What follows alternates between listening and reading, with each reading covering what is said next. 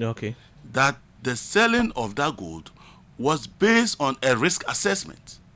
And as a matter of fact, the two companies that bought the gold, we didn't have intermediaries, we didn't have middlemen, we didn't have transaction advisors. We used our technical staff at the central bank to sell that gold. And that gold was sold to the, some of the best, players in the market. Citigroup, everybody knows Citigroup. It's been around for decades.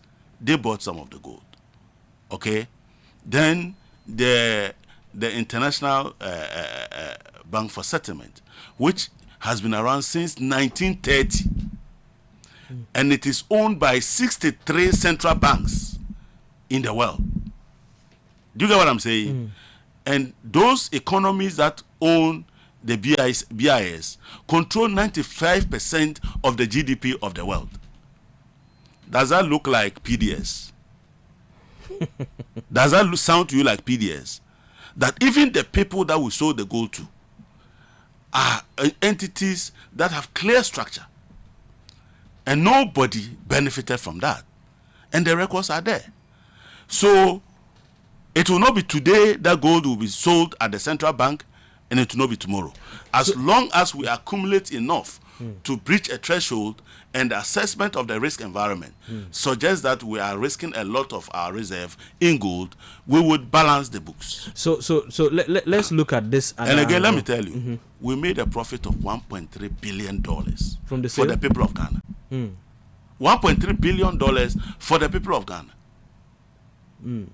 Does that sound like a wrong decision? Well, clearly it's interesting. Now let's look at the IMF. Yes.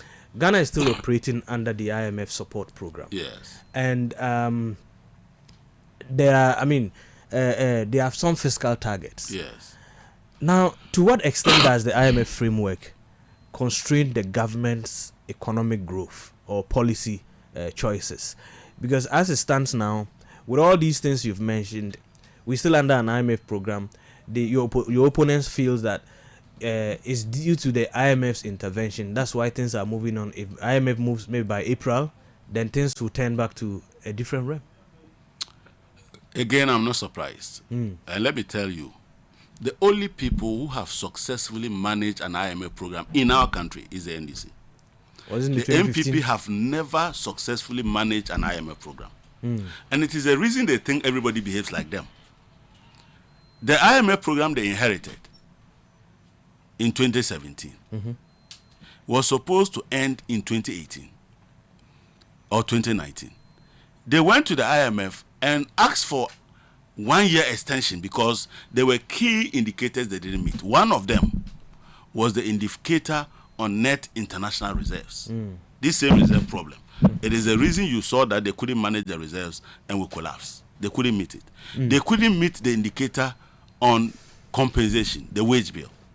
So they wrote to the IMF and said, look, give us 1 more year because at the moment we are not meeting the targets. IMF then gave them up to 2019. That 1 year came and passed. They went back to the IMF and said, we still haven't been able, we are not prepared.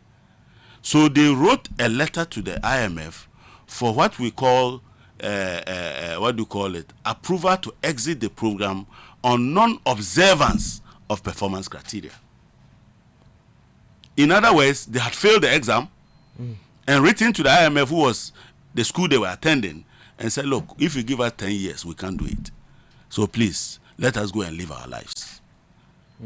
So the IMF, we didn't complete the IMF program in 2019.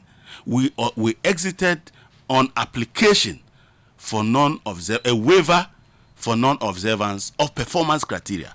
So this is a failed group of people who don't even know how to manage an IMF program. So we have come in, and at the time we came, the IMF program had derailed. And we took the program, and the IMF is very happy with our work. Look, discipline is part of our DNA.